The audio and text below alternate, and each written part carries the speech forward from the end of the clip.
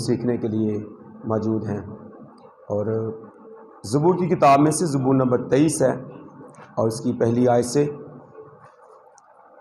خداوند میرا چوپان ہے، مجھے کمی نہ ہوگی، وہ مجھے ہری ہری چراگاہوں میں بٹھاتا ہے، وہ مجھے راحت کے چشموں کے پاس لے جاتا ہے، وہ میری جان کو بحال کرتا ہے، وہ مجھے اپنے نام کی خاطر صداقت کی راہوں پر لے چلتا ہے، بلکہ خواہ موت کے سائے کی وادی میں سے میرا گزر ہو، میں کسی بلا سے نہیں ڈروں گا، کیونکہ تو میرے ساتھ ہے، تیرے عصا اور تیری لاٹھی سے مجھے تسلی ہے، تو میرے دشمنوں کے روبرو میرے آگے دسترخوان بچھاتا ہے، تو نے میرے سر پر تیل ملا ہے، میرا پیالہ لبریز ہوتا ہے، یقیناً بھلائی اور رحمت عمر بھر میرے ساتھ ساتھ رہیں گی، اور میں ہمیشہ خداوند کے گھر میں سکونت کروں گا۔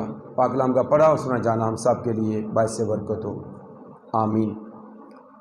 آج ہم خداوند کے بارے میں سیکھیں گے کہ وہ ہمارا کیسا چوپان ہے، یا ہم خداوند کے بارے میں کس طرح سے سوچتے ہیں کہ خداوند ہمارے لیے کیا ہے۔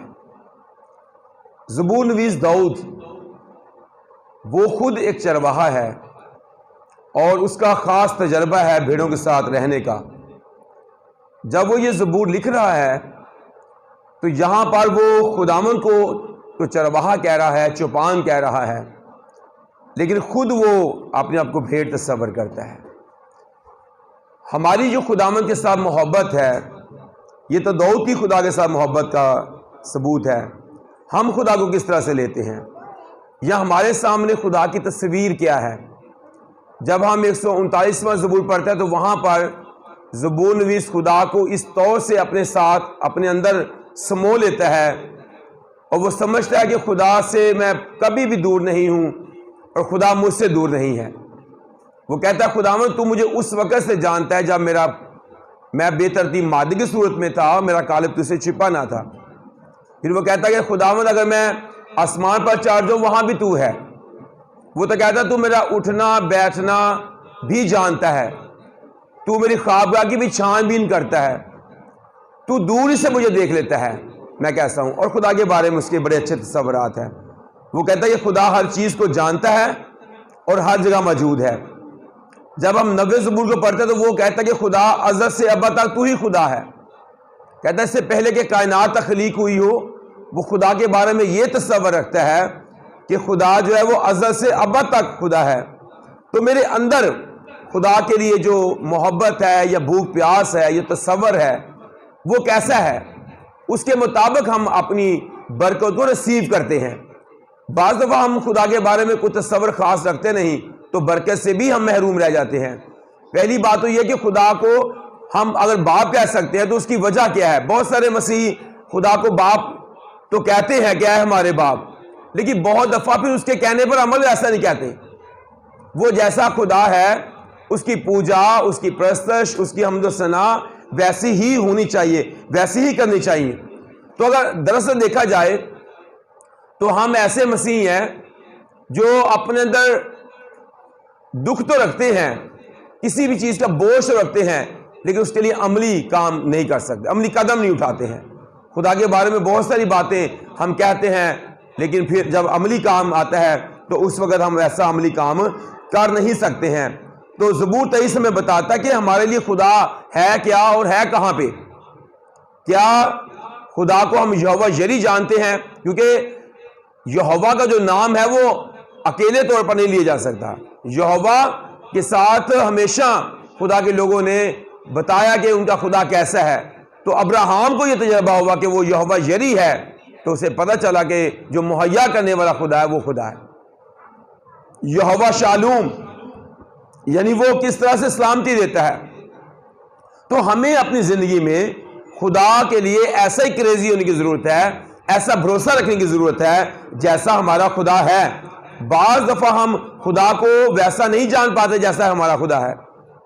تو اگر ہم خدا کو داؤد کی طرح جانا چاہتے ہیں تو پھر ضرورت اس بات کی ہے کہ پہلے ہم اس جیسا کریز اپنے اندر رکھیں، ویسی محبت، ویسی بھوک اور پیاس رکھیں۔ وہ تو کہتا ہے جیسے ہرنی پانی کے نالوں کے لیے ترستی ہے، میری روح تیرے لیے ترستی ہے۔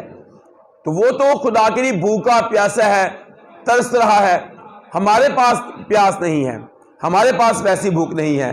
پرانے اہنامہ میں ہم دیکھتے ہیں کہ داؤد کی برکت کی وجہ یہ ہے کہ اس نے خداوند کو اپنی زندگی میں پورے طور پر اس کی جو تصویر یہاں کھینچی ہے، اس نے بڑا پروٹوکول کے ساتھ اس کو بیان کیا ہے۔ وہ کہتا ہے خداوند میرا چوپان ہے، مجھے کمی نہ ہوگی۔ وہ جانتا ہے کہ اگر خداوند میرے ساتھ ہے پھر مجھے کمی نہیں ہوگی۔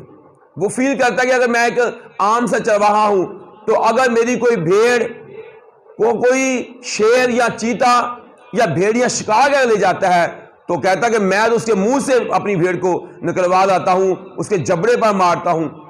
تو میرا خدا تو پھر نہایت زوراور خدا ہے، قوت والا خدا ہے، حشمت و بزرگی والا خدا ہے۔ تو وہ کہتا ہے کہ خداوند میرا چوپان ہے، مجھے کمی نہ ہوگی۔ وہ جانتا ہے کہ میرا خدا جو ہے وہ سب کچھ کرنے کی قدرت رکھتا ہے۔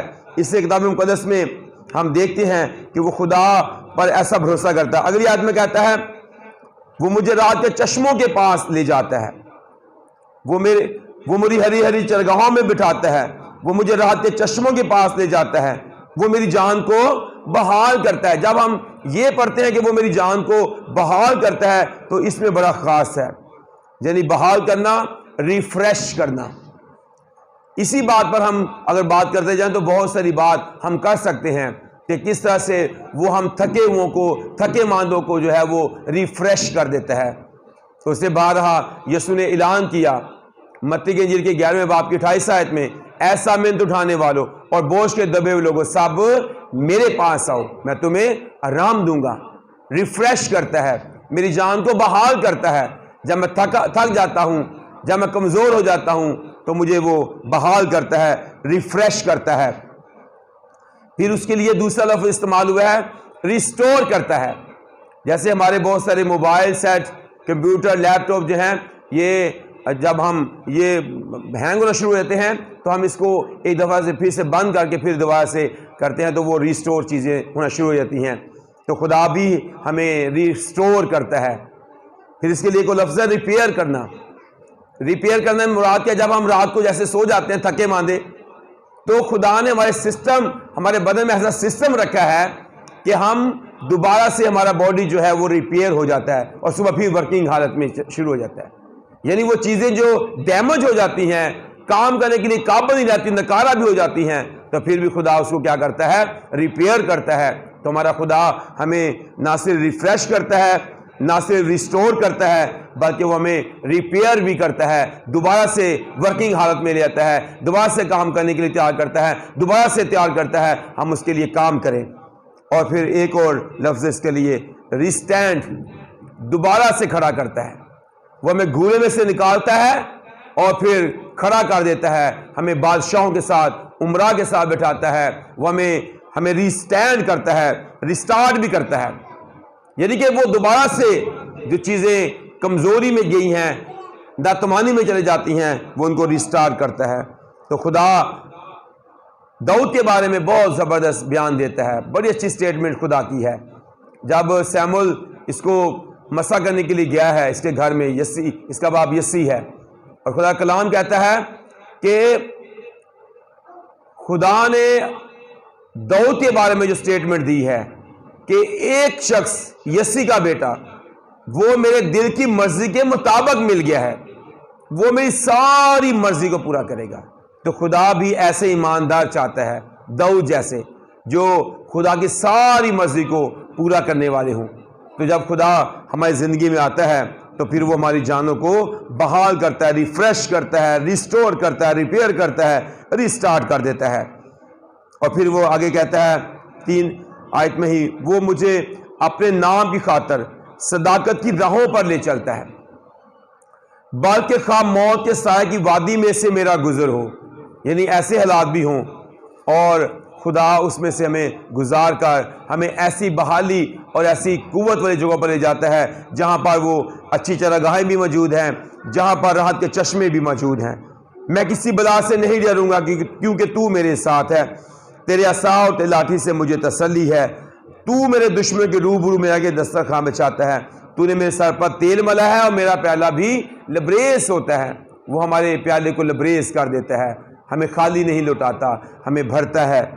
اور آگے آخری آیت میں کہتا ہے یقیناً بھلائی اور رحمت عمر بھر میرے ساتھ ساتھ رہیں گی اور میں ہمیشہ خداوند کے گھر میں سکونت کروں گا۔ تو خداوند ایسی آرام اور ایسی سکونت ہمیں تب عطا کرے گا جب ہم خداوند کو اپنا منجی، اپنا شافی اور اپنا چرواہا جان لیں گے۔ سو خدا اس کلام کے وسیلہ سے ہم سب کو بڑی برکت بخشے، آمین۔ دعا کریں گے، آئیے دعا کریں، اپنے سر جھکائیں اور دعا کریں۔